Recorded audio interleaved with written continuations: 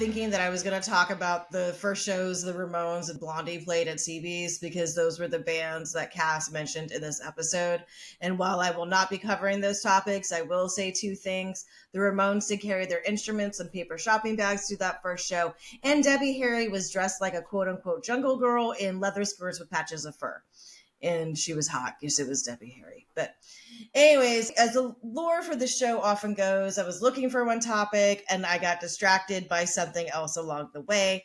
I was reading through Roman Kazak's This Ain't No Disco, the story of CBGB's, and read a throwaway line about a bar fight, and down a rabbit hole I went. This is the story of the Wayne County incident.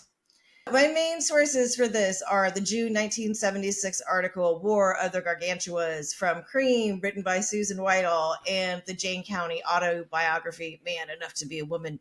Additional sources will be in the show notes. So we are going to be talking about the time a fight broke out on stage at CBGB between Jayne County and Handsome Dick Manitoba, ending with Dick in the hospital with a broken collarbone and Jayne in the fucking tombs.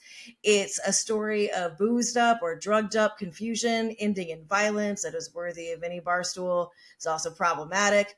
The things both Dick and Jayne say about each other would get anyone canceled today, but history, and especially rock and roll, is problematic. That said, to get the story told without me having to say those things, and in the spirit of SPN, I will be replacing any egregious slurs in quotes with the word idiot. You can go to the original sources if you must know exactly what horrible words were being said. So, some quick backgrounds on our main characters. Jayne County. Her autobiography is fascinating and well worth a read or listen, as I said earlier. It is called Man Enough to Be a Woman. She is most well known as a lead singer for the proto-punk band Wayne County and the Electric Chairs. She was also a participant in the Stonewall riots. She is often touted as rock and roll's first transgender singer. She was definitely a punk pioneer. She was a big part of the Max's Kansas City scene, including being their house DJ, and was one of the few acts who played both Max's and CB's. Additionally, she is a playwright and actress of many theater of ridiculous productions. As of 2021, she was living in rural Georgia with 19 cats, a lifestyle I highly approve of. Jayne is still alive, so don't sue me over anything. I'm trying to do this as close as possible. All right, second one, Handsome Dick Manitoba.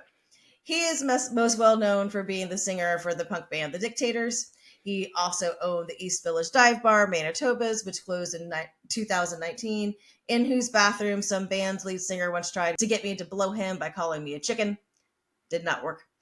Dick also had the show, The Handsome Dick Manitoba Show, on Sirius for 14 years, as well as he's had various podcasts. He's really good at pissing people off, as you will learn during this. He is still performing as Handsome Dick Manitoba. I saw him last year at Rebellion. He was very proud of his son, who's in the Air Force, which is, just right now, I think he's just being kind of a proud dad. But so he's still performing, and I'm going to give you the story from both of their points of view, and then y'all can make your own judgment on what happened and who is at fault. And that's also kind of the glory of the story, is like there's points of view, like nobody's really sure what happened because everyone's drunk and fucked up. And I feel like that's punk rock, right? All right. So chaos and being fucked up in chaos. Fucked up in chaos. It was March 4th, 1976 at CBGB. And by the way, we'll say CBGB's a lot. I know there's no S in it. It's just a thing. We all fucking say it. So fuck off. All right. So everyone was having a good 1970s time. Jade was performing as Wayne County and the Backstreet Boys. Like, the Backstreet Boys are originally a band that played with fucking Wayne County, doing such songs as like Rock and Roll Enema. I wish there was like the album Circumstance where the child picked up the wrong album and they went home with like Rock and Roll Enema. Anyhow, that night, Jayne had also taken a bunch of Black Beauties, that is pill in speed form. Manitoba had been drinking, but wasn't terribly drunk, according to him. Jayne said he'd been hassling all the other groups. He yelled things at Johnny Thunders. You sucked with the dolls and you still suck. I cannot do his Bronx accent, but trust me, he's a very heavy Bronx accent. And I also cannot do Jayne's Southern accent. She's from Georgia. So she has a very deep Southern accent. I cannot do either of theirs. So he was talking shit about the New York Dolls, and he was like, and with the talking heads, the little girl that played bass, he starts yelling her, "Hey chick, you can't play the guitar. You're just an idiot."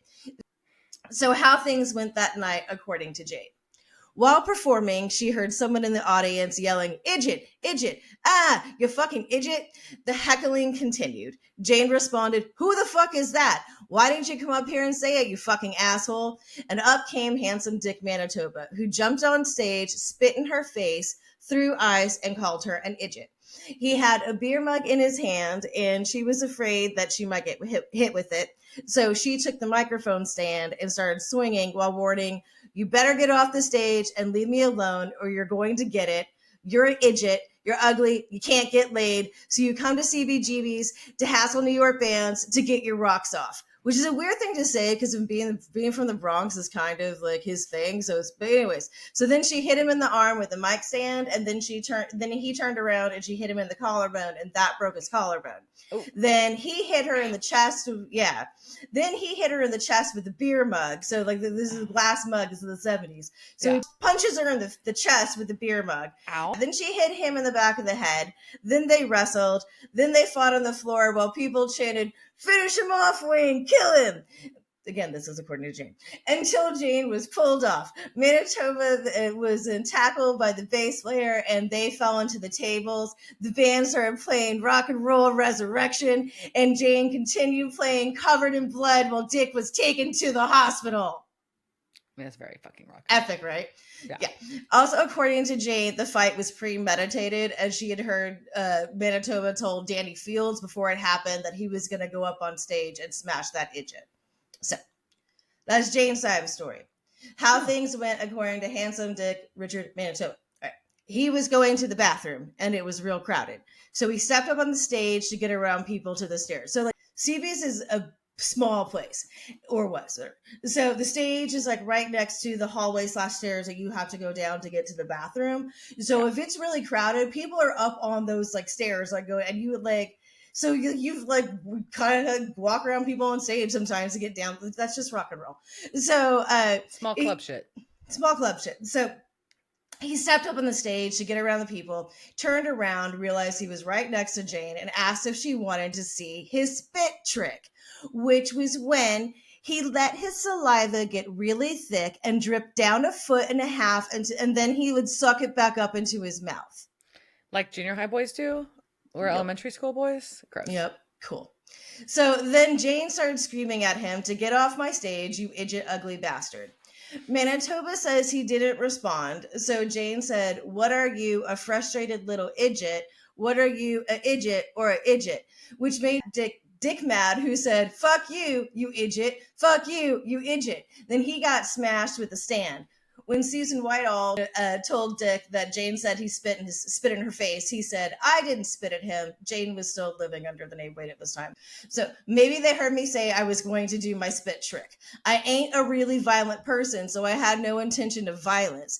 Even if I had spat at him, which I didn't, that's no reason to smash someone over the head with a microphone stand. I should have been thrown out or assisted out by the bouncers. Then assisted out by the bouncers. Then he went on to say that he did not attack Jayne because they were homosexual, but maybe that he was attacked because he was fat. So that's Dick's version of the story. So after the fight, days went by. Jayne, fearing that she was going to get arrested, cut her hair short, dyed it black, got a glue-on beard, a dark army jacket, and sunglasses, and went to her DJ gig at Max's dressed like that. And so everyone was like, "Is that Jayne?" And they're like, "No, that's a hippie we hired." I know. So but finally, she was arrested and she was taken into the Tombs, but she was immediately put into protected custody with another queen. So she at least was like safe. Yeah. She was released the next night with assault charges hanging over her head. She gathered her defense and her witnesses over the next few months, including fucking David Johansen was going to testify for her. Like, what the fuck? So then Max's like had a benefit for her legal defense, and the people who played, oh my God, this is epic. Blondie, Robert Gordon, The Ramones, minus Joey because he was friends with Dick, Divine, Jackie Curtis, Holly Woodlawn, The New York Dolls, Mink DeVille, Talking Heads, and Richard Hell. So all those people took Jayne's side instead of Dick's. Yes. Except for one member of the band. Except for Joey Ramone. The charges, though, were dropped because Dick failed to show up for court 3 times. But dictators were essentially kind of blacklisted from CBs for a little bit. They just went and played other places, and they actually were still pretty popular. They got a lot of publicity from this. And I do believe that the 2 of them probably buried the hatchet as on June 13th, 2000, according to the news on her website. Jayne was to be joined on stage by Dick Manitoba at Squeezebox to duet California Sun. So I did not verify if that actually occurred, but that was supposed to happen. Yeah. I was like, oh, if somebody like was in trouble because of something with me and they were able to put on a benefit with all of those bands, I'd be like, womp womp. I don't know. Oh yeah, just like this is the people who are behind them, like the Talking Heads and the New York Dolls, and and I get fucking Joey Ramone. I suck. Oh, I didn't even get Johnny. I don't like a fucking Joey. That's just fun. That's the part I was cracking up, but I'm like, damn. I'm like, maybe I was in the wrong. Right. So these are all people's drunk recollections of like how this shit went down. Right. And that's pretty much how every bar fight has ever been. Like it's just someone's until now that we have fucking video of this. Like there is no. Gross. Yeah, if this was today, like you could go on YouTube and go see what this fight was, but we'll never know. TikTok. Yeah, all we will have, if it wasn't for Susan Weidl's writing, like she was an amazing rock and roll journalist and editor for Cream. But the fact that she got these interviews with them, I think is amazing. It was supposedly in the Village Voice too, but I couldn't find that article in there. Huh. But Wild. And yeah, I will send you the article from Cream that has the pictures. I would say for you guys, for shits and giggles, I would go look at pictures of Dick Manitoba in the 70s and Dick Manitoba now. And he had a lot of hair. He had a lot of hair in the 70s. I'm just saying. That's hilarious. That is our lore of CVs.